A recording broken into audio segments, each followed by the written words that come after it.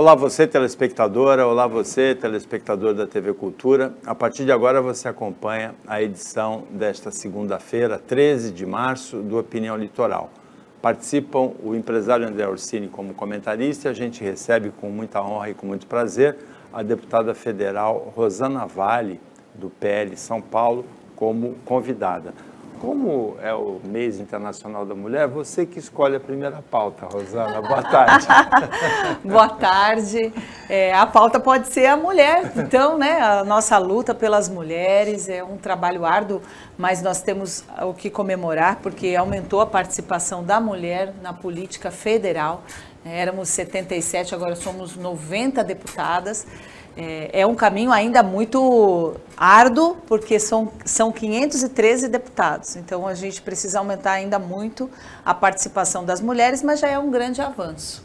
Está chegando nos 20%, né? O ideal seria que fosse metade, né? Porque nós somos mais da metade da população brasileira. Deveria ser um pouquinho mais da metade, né? É proporcional à população. Sim, né? sim. Boa tarde, Paulo. Boa tarde, Rosana. Seja bem-vinda. Boa tarde a todos que nos acompanham. O ideal é que fosse, né, Paulo?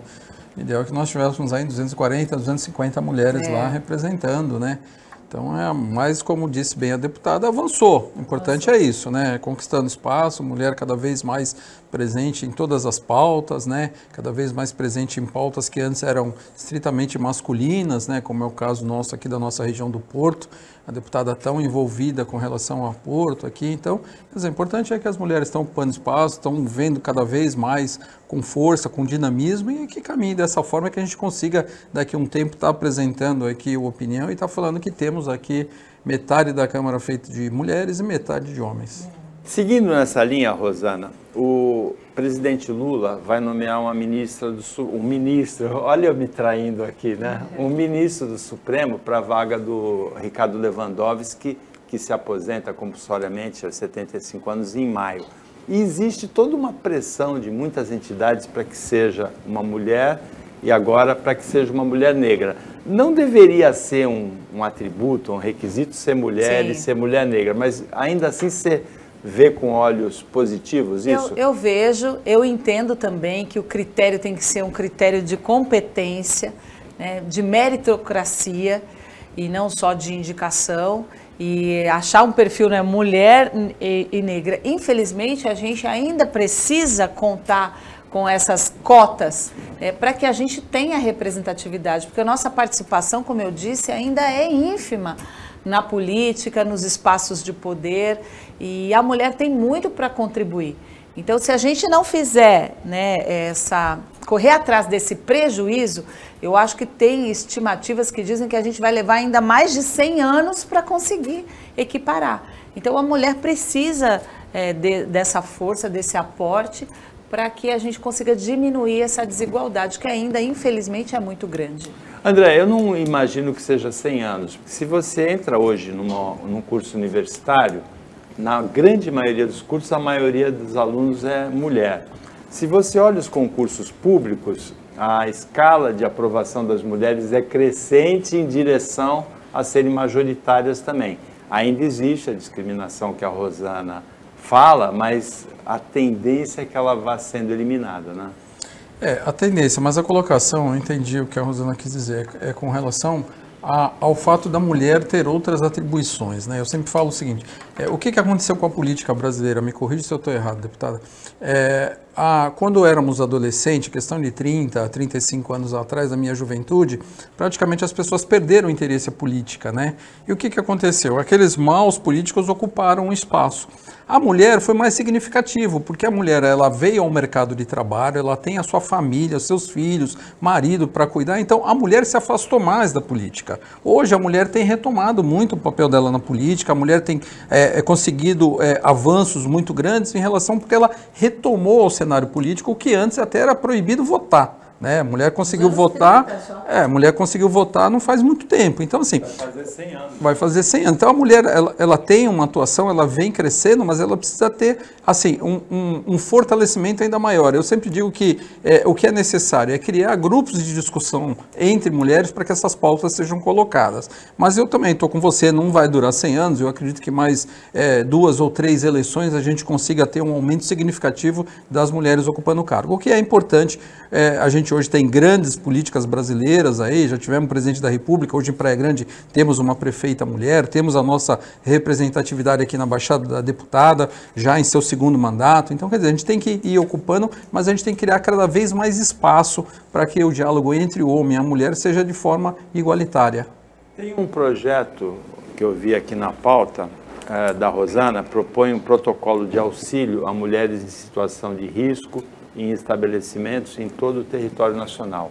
Qual é o objetivo? Como é que é a formalização disso? A operacionalização? Então, o objetivo é a proteção das mulheres, né? Foi assinado um decreto pelo governo do estado de São Paulo, justamente promovendo essas ações, onde esses estabelecimentos comerciais, bares, restaurantes, eles se colocam na linha de frente com a obrigação de fazer essa comunicação, né, com esse objetivo da proteção à mulher numa situação de emergência ali, e eu estendi esse projeto para todo o Brasil. Estou esperando que ele seja votado, tem alguns semelhantes também na Câmara que estão aguardando a tramitação, mas é nesse sentido, né? Tudo para a proteção das mulheres, que elas tenham um canal muito mais fácil de comunicação de alguma agressão, de alguma atitude que ela não concorde, e o lugar onde ela esteja preparado para essa comunicação.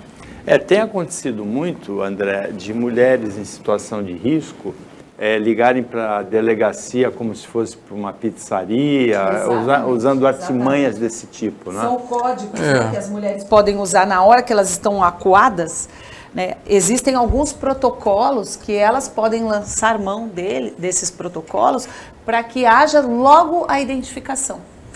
Os estabelecimentos desse decreto que foi colocado pelo Estado de São Paulo, ele diz em estabelecimentos de lazer. Eu ampliaria, acho que todos os estabelecimentos, independente de ser lazer ou não, ele tem que ter a obrigação de salvaguardar a mulher em caso dela ter algum tipo de assédio, em caso dela ter algum tipo de até de frustração por estar frequentando aquele ambiente. Eu estenderia isso para todos os estabelecimentos comerciais terem esse tipo de protocolo até de saber como lidar, como fazer, como atender, como auxiliar muitas vezes, como fazer a comunicação, que atitude tomar, de que forma. Eu vejo que isso se faz necessário pelo aumento, Paulo, de casos que a gente vê de abuso contra mulheres, né? Às vezes não é só num bar, não é só num restaurante, não é só num clube, mas às vezes é no transporte público, que não é lazer, é necessário, mas também tem. Então eu acho que a empresa tem que saber como o motorista deve se portar num caso desse, qual é a atitude que ele tem que fazer. Então isso tem que ser colocado para todos os tipos de estabelecimento, inclusive para transporte. Nós fizemos isso com o nosso projeto de lei, ampliamos, como o Ursini falou, para todos os estabelecimentos, esse protocolo. Essa questão da violência contra a mulher, o feminicídio crescente no Brasil, é uma questão de política pública, tem que se abranger vários campos, né? Houve um retrocesso no governo Bolsonaro, eu não sei a que se deve, talvez a pandemia, mas o corte das verbas de enfrentamento para a violência contra a mulher foi muito radical. Os 4 orçamentos anteriores que enviados ao Congresso, o Congresso até, não sei se a Rosana teve participação, o Congresso até atenuou um pouco essa situação. Nós aprovamos mais de 80 projetos de lei em defesa das mulheres na gestão passada. Se fala muito em corte de... orçamentário, corte de despesa, Casa da Mulher Brasileira, por exemplo. Mas, em paralelo a isso, as ações do governo Bolsonaro foram crescendo no sentido da proteção às mulheres, né? O corte foi de 94%. Eu vi que uma ONG fez um levantamento de 366 milhões nos 4 orçamentos anteriores, foi para 22 milhões essa proposta do Bolsonaro. Eu vi que a Câmara até aumentou. Sim. esses 22 aumentou, milhões. E outra coisa também, a gente precisa entender onde foram esses cortes e que efeito eles tiveram, porque nós tivemos a pandemia, isso sim foi de grande responsabilidade do aumento, porque as mulheres ficaram em casa, né, confinadas. O número de agressões aumentou muito. Exatamente, né? Mas o governo deu passos importantes para a proteção às mulheres. A gente não pode negar isso. Eu acompanhei tanto ações do governo como na própria Câmara Federal de proteção às mulheres, sim. Eu vejo aqui também que os deputados da Baixada Santista criaram uma frente parlamentar. Os deputados estaduais criaram uma frente de defesa da Baixada Santista e do Vale do Ribeira. A gente tem uma situação diferente nesse começo de governo, que é a de um ministro de Portos e Aeroportos, que é da nossa região, né, o Márcio França. Estrategicamente, assim, tem uma, vamos dizer assim, uma vantagem competitiva política nesse momento? Olha, eu creio que a nomeação do Márcio França como ministro dos Portos e Aeroportos foi um ganho para a nossa região, porque ele é da região, ele conhece os problemas da nossa região e nós vamos precisar desse conhecimento para avançar. Ao mesmo tempo, eu lamento porque a postura com relação ao nosso porto, que é o maior porto do nosso país e que vinha avançando no sentido de promover geração de empregos, com a desestatização, isso parou. Então, eu confiava e estava com muita esperança nessa mudança de postura que nós vínhamos acompanhando. Por exemplo, uma gestão técnica na área portuária, avanços em audiências públicas desse processo de desestatização e a expectativa de geração de mais 60 mil empregos com esse processo. Então isso eu lamento porque parou, porque houve uma mudança de entendimento de ideologia, né? Esse governo que assumiu não pensa em privatizar o porto, ele tem outra postura. Mas nós temos que tirar o que de positivo nós podemos continuar lutando pelo nosso porto. Seja com desestatização ou não, existem pautas que estão acima da ideologia. Por exemplo, a nossa ligação seca entre Santos e Guarujá, como, por exemplo, os acessos facilitados, como, por exemplo, investimento em infraestrutura, investimento na relação do porto com a indústria, que é uma coisa que todos os deputados que já passaram, deputados que foram regionais, eles lutavam por isso. Então, essas pautas nós temos que continuar lutando agora com o ministro dos Portos e Aeroportos. Nesse sentido, assim, pautas que estão acima da ideologia e que precisam avançar para a nossa região continuar crescendo. André, como é que você vê essa questão? Porque o governo anterior colocou a desestatização da autoridade portuária.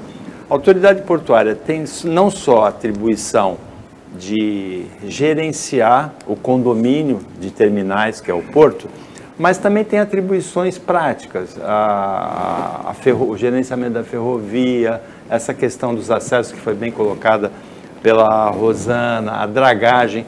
Eu acredito que essas atribuições podem ser desestatizadas. Agora, a autoridade portuária em si, até agora ninguém me convenceu, inclusive o Diogo Piloni, que participou aqui do Opinião, que era o secretário de Portos.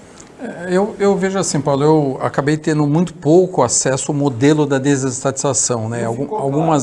Em algumas vezes eu citei... Estava sendo desenhado e várias vezes eu acompanhei o ex-ministro Tarcísio, que hoje é governador do estado de São Paulo, fazendo adequações para atender os interesses do setor portuário, né? Empregados e empregadores. Agora, vejo assim, é fundamental isso acontecer, né? A gente está aqui, o maior porto, não adianta outros portos no Brasil crescer. Eu sempre falo, eu e a Rosana viajamos durante muito tempo, ela antes de ser deputada como jornalista, visitando portos no mundo. Tivemos na China, me recordo, tivemos na China junto, muitos portos da Europa. E o Porto de Santos, ele é o porto fundamental para o Brasil. Nós estamos ao lado da maior capital brasileira, que é uma das maiores da América Latina, que é o grande mercado consumidor brasileiro, é a cidade de São Paulo. Então, o Porto de Santos, ele sempre vai ter a sua importância no Brasil, né? Então, assim, é necessário que se abra novamente esse diálogo com a sociedade, com as autoridades, com os terminais, inclusive com a população. A ligação seca, gostei muito da posição do governador Tarcísio. Isso não está em discussão, nós vamos fazer de qualquer jeito. Então, se a autoridade portuária entende que não é importante, e eu sempre falei que essa conta não deve ser de ligação seca entre Santos e Guarujá, e sim uma ligação seca entre margem esquerda e margem direita do porto. Porque quando a gente faz a conta pelo tamanho da população beneficiada, não justifica o tamanho do investimento. Mas quando você faz a conta de uma ligação seca do maior porto brasileiro, do que ele proporciona para o Brasil dessas duas margens, é uma obra muito barata de ser feita. Então eu acho que tem que ser retomado, esse diálogo não pode ser fechado às portas e deixar de ser questionado. Eu acho que o governo federal fez muito bem, o governador Tarcísio, de ir conversar com o ministro da Casa Civil, para que ele converse com o ministro dos Portos e retorne esse diálogo. Eu acho que a gente precisa avançar nesse sistema, seja através, simplesmente, talvez, da contratação da dragagem, ou seja, através dos serviços, mas a gente não pode perder esse diálogo, que foi um grande avanço. A gente levou a conversa para o Porto e acabou esquecendo da frente parlamentar. Depois do intervalo, a deputada fala da frente parlamentar.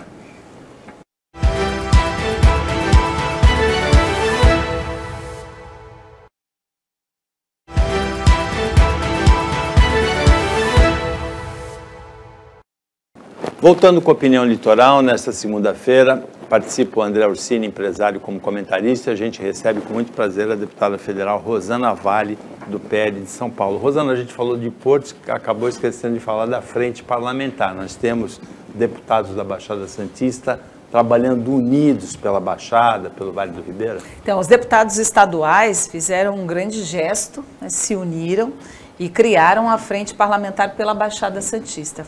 Eu acredito que foi um grande avanço. É mais difícil conseguir isso na Câmara Federal, porque temos opiniões divergentes. Por exemplo, o governo que assumiu o comando do nosso país não reflete hoje as minhas ideias, os meus ideais. Mas eu não vou fazer uma oposição simplesmente por oposição. Eu vou votar tudo que for a favor, que eu considerar que é bom para o nosso país, eu vou votar a favor. E o que eu achar que não é, eu vou votar contra. As ações nesse começo de governo, muitas delas, elas são contrárias ao meu entendimento, mas eu estou lá fazendo força e garantindo assim a nossa voz, a voz da Baixada Santista lá na Câmara Federal.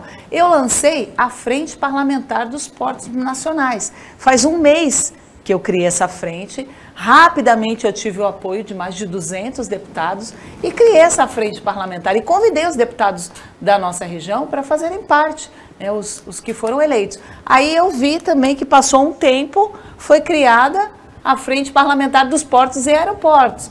Então, né, em vez de somar, resolveu dividir. Eu vou fazer o meu papel. O que for bom vai ter o meu apoio, né? Parceria é parceria, não é tutelar ninguém. Eu sou uma mulher e estou conquistando cada vez mais espaços pelo meu trabalho. Então, o meu trabalho precisa ser respeitado. Eu não vou ser tutelada por ninguém.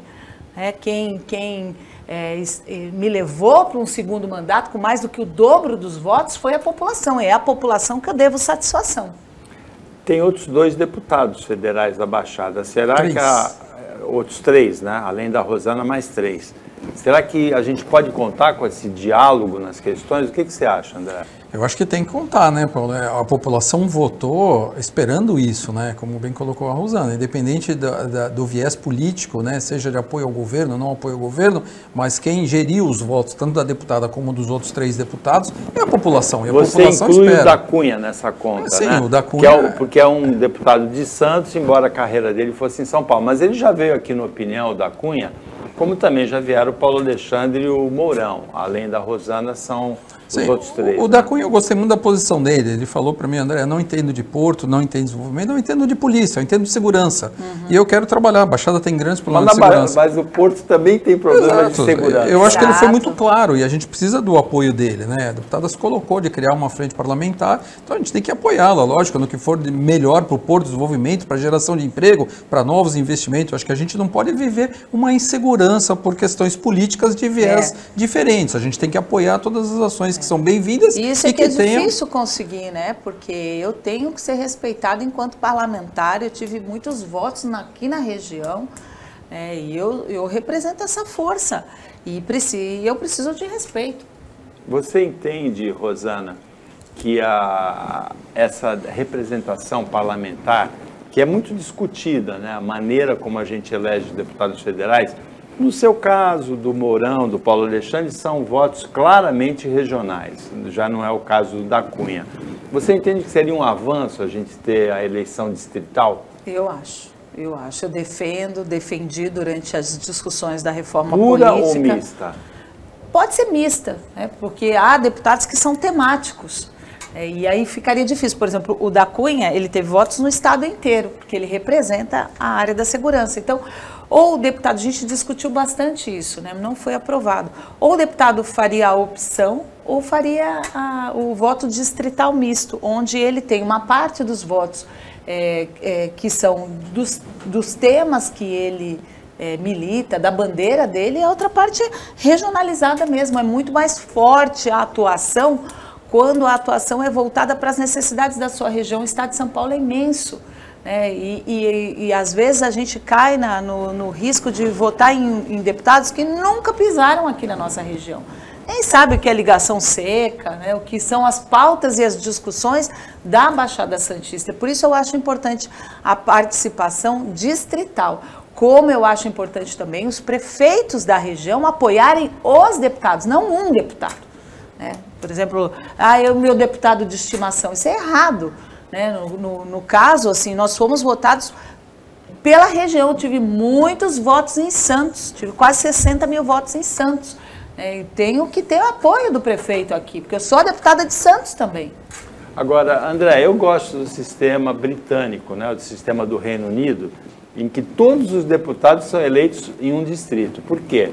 Isso reforça a ligação, o vínculo do eleitor com o seu representante, mas também dá uma justiça regional. Cada grupo de eleitores equivalentes, vamos dizer, cada 500 mil eleitores, vai e elege um deputado. Não dá essa distorção que tem hoje do Nordeste, do Norte, com São Paulo, com Minas Gerais, né? O estado de São Paulo já é um estado grande, o Brasil, né, é imenso. Ele elege 70 deputados. Então, o que a gente às vezes tem que levar em consideração, muitas vezes o deputado lá de Presidente Prudente, por alguma ligação partidária, né, no passado, ele ainda vem buscar voto em Santos, o que tira voto de outros candidatos. Então, assim, a população, e a gente fala muito isso durante a campanha, né, Rosana? Observe, analise os candidatos da sua região, mas quando vem o resultado da eleição a gente percebe que é uma fala que vai em vão. A gente não consegue passar isso para os deputados, para os candidatos, e muito menos para a população em geral, a importância da gente ter os deputados. Então, assim, o voto distrital para mim é uma coisa que consegue, principalmente da região da Baixada Santista hoje, beneficiar muito. Né? Porque a gente realmente precisa ter a discussão que nós estamos tendo aqui, a questão da autoridade portuária do Porto de Santos, como movimentar o porto. Muitas vezes o deputado que está numa região a 450 quilômetros de Santos, ele acha que o Porto de Santos não tem importância nenhuma. Né? E eu sempre falo, para um caminhão de soja que vem lá da região do Centro-Oeste, para ele entender que o Porto de Santos tem a ver com o Brasil. Só que na hora que o eleitor vai votar, ele não pensa dessa forma, ele não pensa que a gente precisa estar aqui com olhos atentos à região onde ele mora. Agora, André, uma pauta mais paroquial, e a gente vai ouvir a Rosana. Onde é que você estava na chuva de sexta-feira?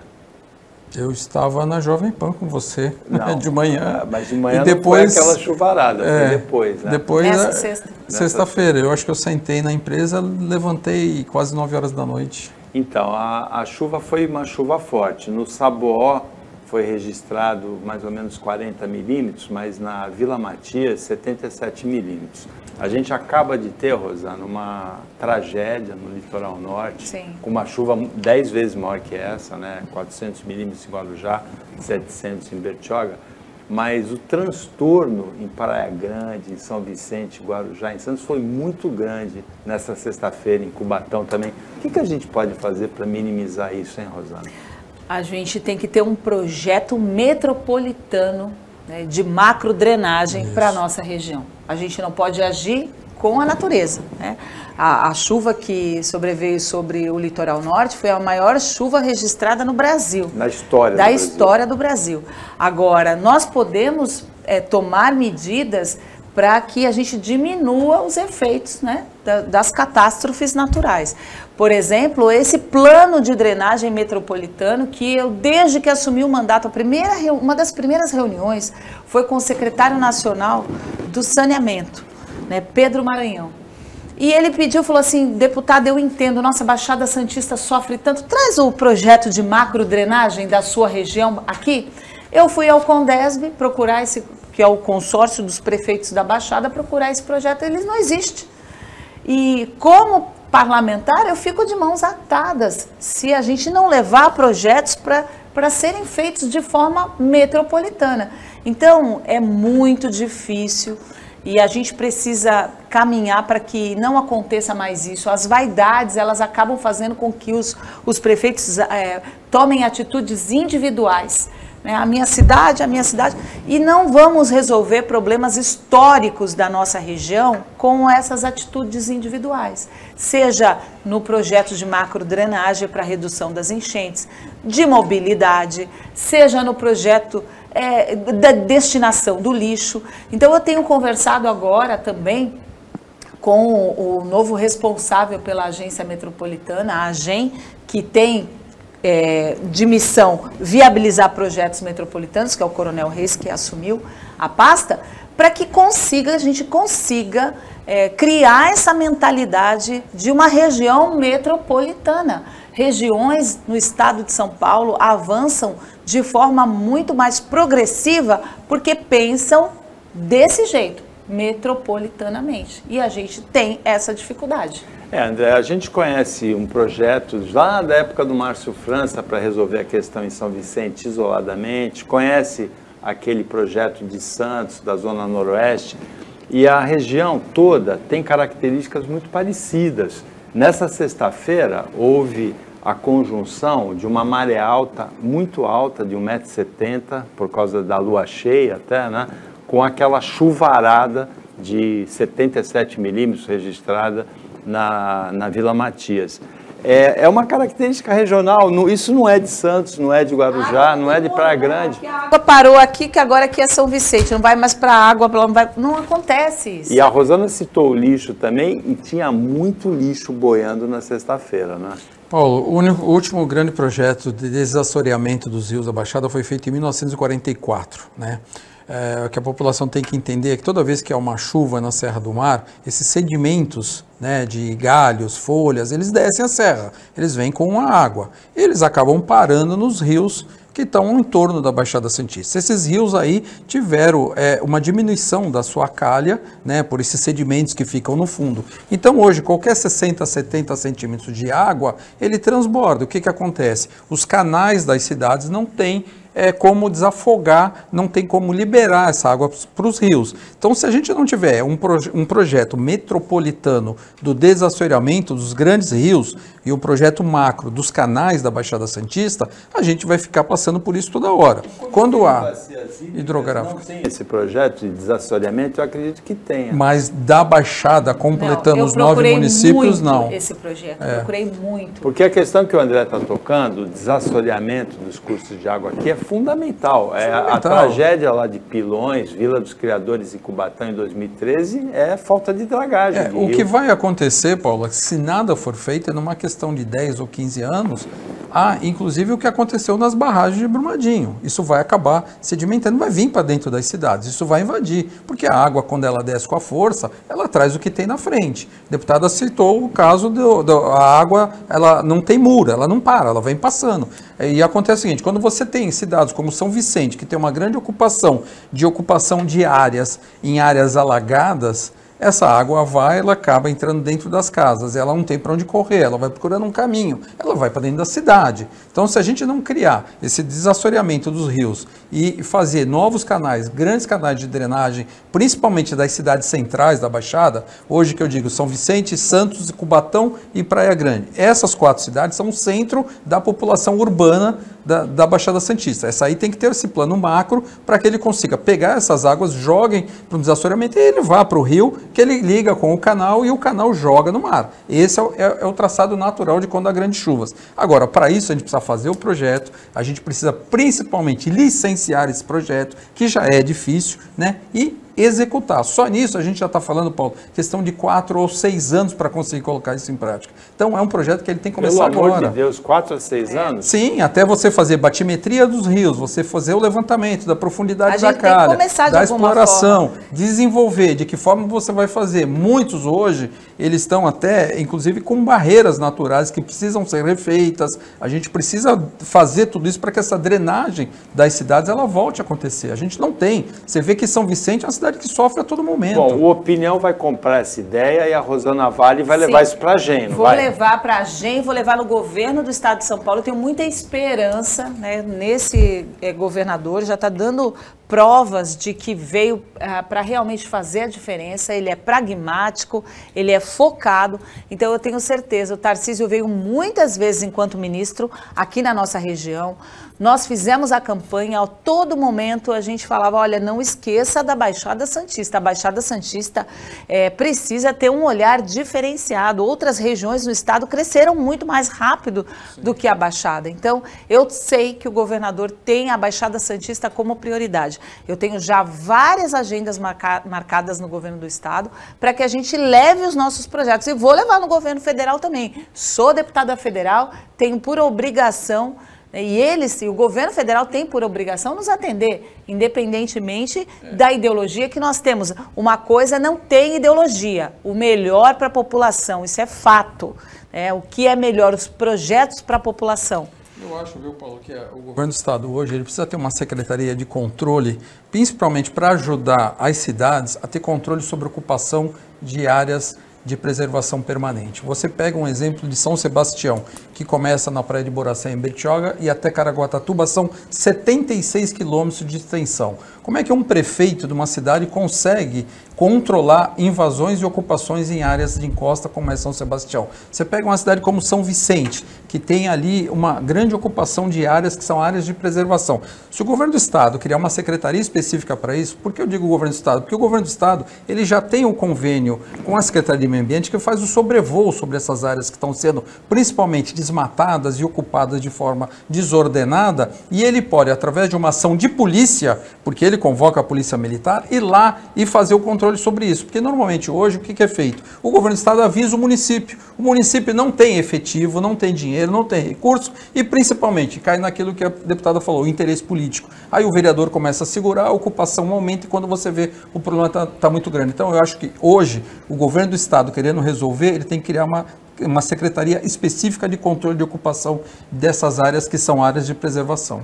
Opinião Litoral volta depois de um intervalo bem rapidinho, fica com a gente.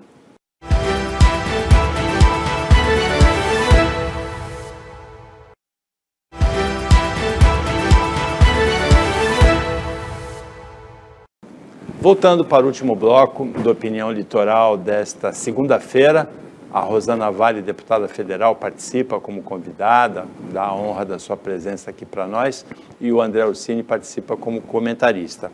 André, qual novela é mais chata? A da ligação seca entre Santos e Guarujá ou do Aeroporto Civil Metropolitano da Baixada? Olha, eu acho que não é questão de ser chato, é questão que é um caminho a percorrer. Qual novela é mais arrastada, então? Vamos mudar a pergunta. Eu sou defensor, né, até por vocação. Lá atrás, quando comecei o projeto Andaraguá, em 2005, eu fui aprender sobre aeroporto. E uma das primeiras coisas que eu fiz na época foi procurar o prefeito Farid e falar, olha, o Andaraguá não confronta com o Guarujá, eles são complementares, né? E assim, eu lutei durante todos esses anos aí para que o Aeroporto Civil Metropolitano se realize, porque é importante para a Baixada, é importante ter essa operação aeroportuária, principalmente com os navios de passageiro, com o próprio turismo da região da Baixada Santista, aviação executiva. Então, assim, é importante, só que tem um caminho a percorrer, né? Foram feitos projetos que, no meu ponto de vista, eram megalomaníacos, né? Quando a Rosana assumiu ainda em 2019, eu lembro de uma das primeiras vezes que ela, como deputada, foi comigo à Secretaria de Aviação Civil e nós falamos, o projeto que existe é um projeto de 100 milhões de investimento. Ele não tem viabilidade financeira para isso. Tem que ser feito, né? Ou melhor, refeito o projeto para um aeroporto que seja um aeroporto que seja viável economicamente. Que é um novo projeto, enxuto, tranquilo, porque a gente sabe das limitações da pista, do peso de aeronave que pode descer, da restrição com a Serra do Mar. Então, o tipo de aeronave que comporta o Aeroporto Civil Metropolitano é uma aeronave de pequeno para médio porte. Então, Então não adianta pensar em sonhar, vou colocar lá 100 milhões, 120 milhões de investimento. A conta não vai fechar, não vai ter investimento. Então foi refeito esse caminho desde 2019, foi convencido, né, a autoridade militar, que na época é a que detinha, né, foi refeito com a prefeitura aquele contrato para que um novo processo fosse feito. E esse processo envolve projeto, envolve estudo, envolve uma série de coisas, que é o que está acontecendo agora. Mas é um trabalho que começou em 2019, que na época me coloquei como cidadão da Baixada Santista, Paulo, independente de qualquer interesse, né, como ajudar. E eu acho que isso hoje está no momento de acontecer. A ligação seca já teve outros projetos, já teve inauguração de maquete e tudo mais, mas nunca teve esse viés da necessidade de unir as duas margens do Porto de Santos. Então acho que é o momento oportuno para isso. Rosana, parece que agora vai. Se agora vai, foi porque é um trabalho que foi feito lá atrás, como o Orsini falou, desde 2019. Quando eu assumi meu mandato, eu fui procurar a Secretaria Nacional de Aviação Civil, vi esse projeto megalomaníaco, que estimado 100 milhões, nós refizemos o projeto. O ministro, na época, que hoje é governador do estado de São Paulo, Tarcísio de Freitas, deu a outorga, a autorização para a prefeitura fazer a licitação. Veio a pandemia, a prefeitura foi pedir para o Bolsonaro colocar a Infraero lá, porque não tinha condição de tocar esse projeto. Eu destinei recurso federal para a Infraero se instalar lá na base aérea. A Infraero se instalou lá, apresentou o projeto, pediu para a CETESB, que é um órgão do Estado, fazer as licenças, fornecer as licenças. Havia a briga do governo do estado com o governo federal, que não queria, o Dória, traduzindo, não queria que o Bolsonaro inaugurasse o aeroporto. Então, suamos, fizemos muitas reuniões, consegui os recursos da bancada paulista, 10 milhões para a primeira fase, consegui 3 milhões para o cercamento da pista, e no final do ano passado, depois de muita luta, nós conseguimos assinar o convênio para que a obra fosse tocada. Márcio França assume e dá a autorização, ou seja, ele só pôde dar a autorização enquanto ministro de Portos e Aeroportos, porque foi feito todo um trabalho lá atrás que terminou agora e que deu início a essa liberação para essa obra sair. Você então, está otimista? Eu estou otimista, estou bastante otimista, porque eu sei que é uma questão que vai ser um divisor de águas para a nossa região. Como eu falei, o Márcio França é da região, ele tem todo o interesse que o projeto saia do papel e que se torne realidade. Agora, é preciso também pontuar, porque eu tive um trabalho que a população acompanhou. E agora, parlamentares que chegaram agora, chegaram a um mês, né? Porque praticamente nós estamos a um mês, falando, agora eu resolvi. Não é assim. Né? É preciso que a gente dê crédito a quem realmente trabalhou. Eu trabalhei muito para esse aeroporto. Se as autoridades agora, tanto o ministro dos Portos como os parlamentares agora da nossa região estão assumindo esse papel, não podem esquecer da minha história, do tanto que eu fiz desde 2019 para que o aeroporto pudesse se tornar finalmente realidade. E espero que seja. Vou acompanhar, vou fiscalizar, bato palmas, mas a gente tem que realmente reconhecer o trabalho. André, você acredita que as grandes operadoras turísticas do Brasil vão incluir Guarujá, Santos, Praia Grande naqueles pacotes que a gente vê anunciados? A Azul já anunciou que vai. Paulo, acho que assim, não precisa grandes operadoras, precisa de uma única grande operadora começar a fazer isso para que desperte o interesse de outras, né? Eu sempre citei o exemplo quando a gente falava do Aeroporto Civil Metropolitano do Guarujá, a pessoa que quer sair de um outro estado ou de uma região mais distante aqui de Santos, que ele pode pegar um avião, descer na base, pegar um barco, despachar as suas malas, atravessar de barco, já está no terminal de passageiros e marca. Isso quando a gente está falando da operação de passageiros para o verão. Aí nós temos toda a operação do turismo nosso aqui, que é uma coisa que eu venho defendendo. Você está falando do link com o transatlântico, com os navios, né? de cruzeiro. E tem a operação turística, né? Esse ano eu fiz questão de trazer o Fórum Brasileiro de Turismo Histórico-Cultural para a Baixada Santista, vai ser realizado em Santos em agosto, porque nós temos um potencial turístico aqui que não é explorado. Normalmente as operadoras turísticas, elas vendem um pacote de passeio, elas não vendem um pacote de estadia. A gente precisa aproveitar esse público que vem ou sai de navio para que ele fique 2 ou 3 dias na região. E a gente tem na opção do modal aéreo, né, que muitas vezes você encurta a viagem de 4 ou 5 horas para 1 hora. né, nessa opção. Então, assim, muda drasticamente uma região, muda por completo, muda a opção da aviação executiva, principalmente quando você tem cidades aqui na região que tem um poder de população frequente que tem condições de ter aeronave própria, né? Então, hoje, quando você vai ocupar a base aérea, quando você vai pousar na base aérea, eu particularmente só consigo pousar na base aérea com um helicóptero quando tem uma autoridade junto. Quando não tem, a base não autoriza. Então, assim, a gente precisa ter esse modal na região para que até a própria população... Se a Rosana Vale estiver junto, aí autoriza. Sim, se há um pedido de uma visita acompanhado de um deputado, de um secretário de Estado, ou de um prefeito, é autorizado. Se for um pedido de uma classificação executiva, não é autorizado. Então, a gente precisa ter essa opção, até porque a gente tem aqui o modal do porto, que tem grandes executivos, grandes investidores, terminais internacionais. A gente não tem um aeroporto próximo para poder receber esse pessoal. Agora, Rosana, mudando de assunto, as apostas esportivas vão movimentar 12 bilhões de reais no Brasil esse ano. Não tem regulamentação. É um assunto difícil, porque as empresas que operam essas apostas, a maioria delas tem sede fora do Brasil. Esse assunto está sendo discutido na Câmara? Está sendo discutido, sim. Eu acho que a gente tem que avançar nessa regulamentação. No ano passado, nós aprovamos os cassinos no Brasil. Foi uma discussão também que levou um tempo.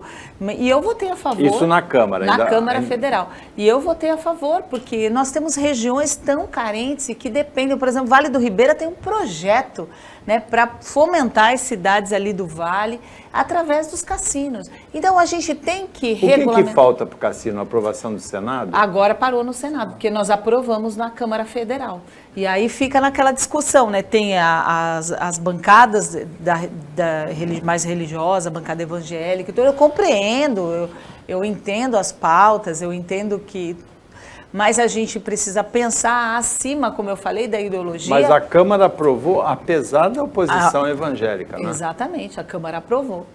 A Câmara aprovou e essa discussão agora está lá, com os 81 senadores do nosso país. E a regulamentação das também vai das ser um caminho pela internet, né? Vai ser um caminho longo também. E que a gente tem que discutir, deixando de lado essa questão ideológica e colocando o que vai ter de bom para o nosso país. Vai trazer desenvolvimento para o nosso país, vai trazer uma moralização, essa regulamentação através das redes sociais, através da internet. Então vamos tocar para frente, né? É que não é só uma questão de arrecadação. A arrecadação já é muito importante. Alguma coisa que movimenta 12 bilhões... Sim. Vai dar 2 bilhões, 2 bilhões e meio de impostos, ou 1 bilhão e 800. Mas tem manipulação de resultados esportivos, tem lavagem de dinheiro aí, não tem, André? Tem muita coisa errada atrás disso, né? Mas, Paulo, voltando à questão da legalização dos cassinos, a gente tem que pensar sempre numa indústria que tem por trás, que é a indústria do turismo, né? O Brasil recebeu em 2022, acredite, 3,3 milhões de turistas internacionais. O Vietnã recebe 18 milhões. Então, assim, Cancún, 6 milhões. O Uruguai, né, recebe mais que a gente. Uruguai, o próprio Paraguai tem quase mesma população de turistas internacionais que tem o Brasil, e é um país que cabe dentro de um estado nosso. Então a gente tem que pensar no macro, a gente não pode pensar só na minha ideologia pessoal. Exato. E ser contra o desenvolvimento de um país. Eu acho que o cassino está aí, quem quiser jogar hoje pela internet, joga em outros lugares do mundo. Então, quer dizer, não é a liberação ou não que vai fazer com que as pessoas venham a ter problema. O problema já está aí. Desde que inventaram a internet, ela trouxe coisas muito boas, mas trouxe coisas ruins junto. Então, assim, a gente tem que pensar acima disso. Acho que tem que pensar no desenvolvimento. Não é criar um problema, né? A gente acaba criando porque, pode acontecer isso. A gente trava o país. A gente engessa o país pelo problema que pode surgir. Vamos resolver, né, isso. Não tem nada a ver se tem dependência, se mais pessoas... Vamos tratar dessas pessoas, né, mas não vamos impedir o crescimento do nosso país por conta de uma situação, né? Pune todo mundo, já que a gente não consegue resolver. Você citou o Vale do Ribeira como possível região para receber um projeto interessante de cassino. Você conhece outros projetos? O projeto aprovado na Câmara, ele dá um direcionamento para regiões específicas do país? Exatamente. Eu sou amiga do Felipe Carreiras, né, que liderou junto com, acho que foi o Guilherme Musso, que hoje não é mais deputado, mas que foi o relator desse projeto dos cassinos. Havia toda essa preocupação do incentivo para regiões onde o IDH é menor, para que essas regiões possam abrigar esses locais e possam se desenvolver. O projeto, eu acompanho isso no Codivar, lá do Vale do Ribeira, que é o consórcio de prefeitos, essas discussões já há bastante tempo, antes de ser deputada. Eu sei que há um projeto grandioso lá para o Vale e que pode representar o desenvolvimento da região que, infelizmente, ainda é a mais carente do nosso estado. Tem algum para Guarujá também que você conheça? Tem projetos no Guarujá também, do cassino. A nossa própria Santos já teve o cassino, né, que foi pujante Parque na Balneário, época, né? do Parque Balneário, lá em cima, Morro também, o Monte né? Serra. Então, eu acredito nisso, sim. Você acredita também, André? Acredito perfeitamente, acho necessário, eu acho assim, como você falou da além da ligação seca aeroporto, acho que agora o cassino tem que ser, ele tem que virar realidade. Eu acho que para nós aqui da Baixada Santista, para o desenvolvimento do turismo, dos negócios, é importantíssimo, Paulo. A gente tem que enfrentar esse problema agora e conseguir colocar para frente, sim. Chegamos ao final do Opinião Litoral desta segunda-feira. Agradecendo a participação do André Ursini, empresário, como comentarista, agradecendo muito a presença aqui da deputada federal Rosana Vale, do PL de São Paulo, desejando muito boa sorte aí na continuidade do mandato e da carreira política. Amém. Agradecendo o trabalho da equipe técnica e de jornalismo do Sistema Costa Norte, agradecendo a você que acompanhou a gente em mais essa edição. Até amanhã, nesse mesmo horário de 15 para 1, e uma ótima semana para você que você merece.